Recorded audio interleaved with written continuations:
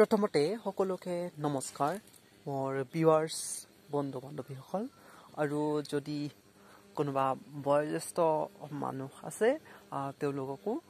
শ্ৰদ্ধা জনালো মোৰ so friends আজি মই এটা ভিডিঅ' আপোনালোকৰ মাজত উপস্থাপন কৰিব বিচাৰিছো সো ভিডিঅ'টো এতিয়া যেহেতু ইলেকশ্যনৰ সিচন চলি আছে সো আজি নাওবৈচা সমষ্টিৰ লখিমপুৰ জিলাৰ নাওবৈচা সমষ্টিৰ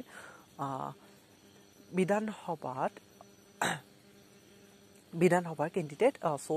এবাৰ যেহেতু এমএলএ হেৰি হৈ আছে ইলেকশ্যন হৈ আছে সো প্ৰাৰ্থী থিয় হৈছে ইয়াত চিলনিবাৰী বনোৱা হাইস্কুল প্ৰান্ত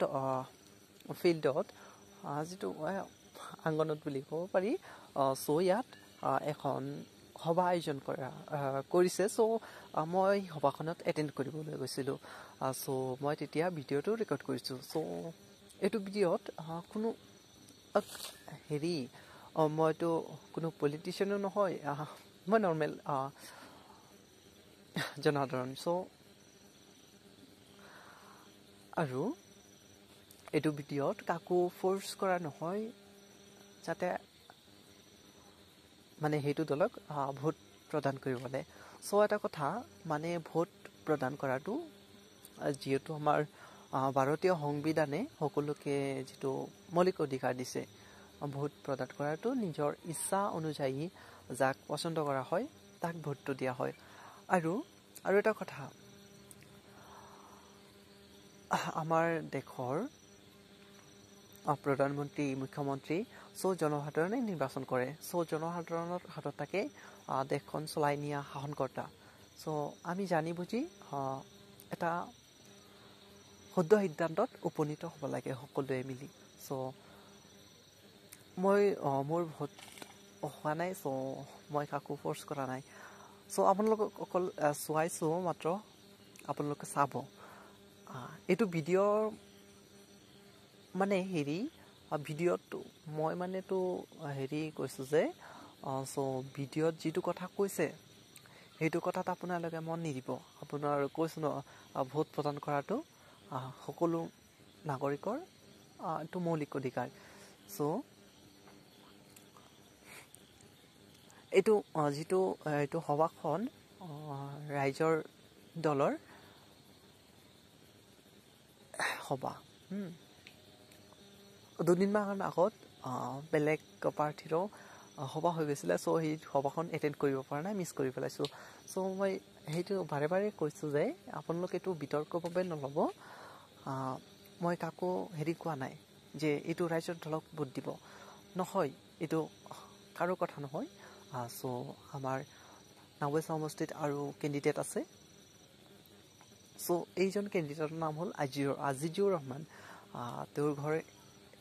কি কয় এই দৌলতপুৰ নে কি নে ইয়াতেই এইটো সমষ্টিতেই সো আৰু কেণ্ডিডেট আছে বেলেগ দলৰ প্ৰাৰ্থী আছে জয়ন্ত খাৱন্ত আৰু ৰাও গজেন্দ্ৰ সিং আৰু আপোনাৰ আৰু এটা হেলিকপ্টাৰত চাহেবা আহমেদ আৰু কেইজনমান আছে তেওঁলোকৰ নামটো মই সঠিককৈ নাজানো সো আপোনালোক ভিডিঅ'টো বিতৰ্কভাৱে নল'ব উপভোগ কৰক সো বলক আমি সময় নষ্ট নকৰি আমাৰ ভিডিঅ'টো আগবঢ়ো সো মোৰ চেনেলত যদি আপোনালোক নতুন হৈ থাকে সো প্লিজ মোৰ চেনেলটো ছাবস্ক্ৰাইব কৰিব আৰু যদি ভিডিঅ'টো ভাল লাগে আৰু এইটো ভিডিঅ' ভাল নালাগিলেও আনন্দৰ ভিডিঅ' চাব মোৰ যদি ভাল লাগে তেতিয়াহ'লে নিশ্চয় লাইক শ্বেয়াৰ আৰু যদি ক্ষমা হৈ থাকে মানে ভুল হৈ থাকে সো প্লিজ মানে সৰু ভাইটি বা আপোনাৰ বুলি ক্ষমা কৰিব ভজনা কৰিলো সো মই এডুকেশ্যন ৰিলেটেড ভিডিঅ' বনাওঁ সো এতিয়া মানে সেশনটো অলপ বেলেগ হৈ আছে ন কেতিয়াবা আউটসাইডলৈ ওলাবলৈ হয় আৰু সো এক দুটা ভিডিঅ' তেনেকুৱা ধৰণৰ হৈ যায় আৰু এইটো বিতৰ্কৰ বাবে নল'ব সো এই সো শব্দটো মোৰ মানে প্ৰিয় হৈ গৈছে সো মানে এনি স্পিচত মই সো বুলি কৈ দিওঁ থ্যাংক ইউ বলক আমি ভিডিঅ'লৈ আগবাঢ়ো নিজৰ ঘৰৰ ওচৰত পাব বিচাৰে তেতিয়াহ'লে আজিজুৰ ৰহমান ডাঙৰীক আপোনালোকে নিৰ্বাচিত কৰক। কাৰণ বাকী যোনবোৰ আহিছে কোনোবা গাজিয়াবাদৰ পৰা হয়তো তেওঁলোকে ভাবিছে টকাৰে আপোনালোকৰ আমাৰ ইমান কিনি লৈ কাৰণে তেওঁলোকে বিধায়ক হ'ব, কোনোবা ঢকুৱাখানা গুৱাহাটীত থাকে, কোনোবাই যোৰহাটত থাকে, তেওঁলোকক আপোনালোকে এবাৰ নিৰ্বাচিত কৰি এটাও যদি ভোট দিয়ে সেই ভোটখিনি অপচয় কৰা হ'ব। কাৰণ তেওঁলোকক আপোনালোকে কেতিয়াও নাপায়। এই নাৱস্যাৰ ৰহমানক আপোনালোকে নিৰ্বাচিত কৰক। আপোনালোকৰ ল'ৰা ছোৱালীৰ দৰে আপোনালোকৰ কাষত থাকি কাৰণে আপোনালোকৰ হৈ কাৰণে অদূৰ ভৱিষ্যতলৈ কাম কৰি থাকিব বুলি আজিজুৰ ৰহমানে ইতিমধ্যে প্ৰতিশ্ৰুতি দিছে। আৰু আপোনালোকে দলে বলে আহি কাৰণে এই মেছেজটো ঘৰে ঘৰে পঠাওক। আৰু তেওঁক আগন্তুক সময়ত তেওঁক আমি যি হিচাপে সহায় কৰিব লাগে তেওঁক ভোটদান প্ৰদান কৰি আমি প্ৰত্যেকে একত্ৰিত হৈ ভোটদান কৰি তেওঁক MLA কৰি কাৰণে আমি নাওবৈশ্যা সমাজৰ পৰা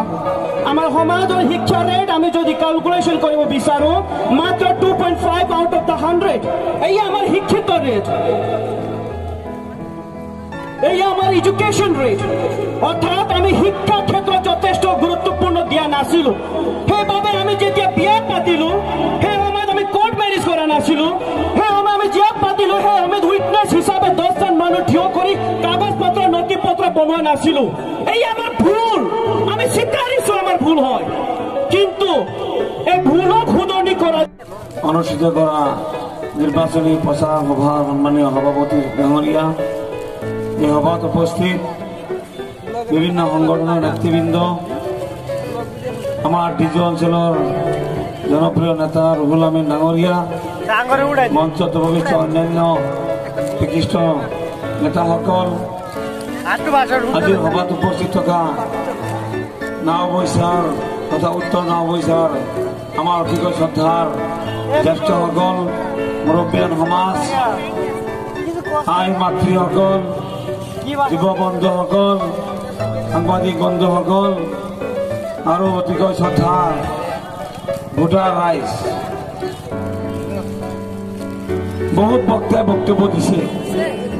কিয় আজিজুৰ ৰহমানক ভোট দিব লাগে এই কথাখিনি আপোনালোকক কৈছে। আমি কিয় প্ৰাৰ্থিত্ব আগবঢ়াইছো এই গোটেই কথাবিলাক আজি আপোনালোকৰ আগত আমাৰ বক্তাসকলে বুজাই কৈছে। আৰু মই ভাবো যে আজি এই সভাত উপস্থিত থকা প্ৰতিগৰাকী ৰাইজে কথাখিনি বুজি পাইছে। মই মাত্ৰ দুটা স্পষ্টীকৰণ দিব বিচাৰিম। আজি একাংশ কংগ্ৰেছৰ কৰ্মীয়ে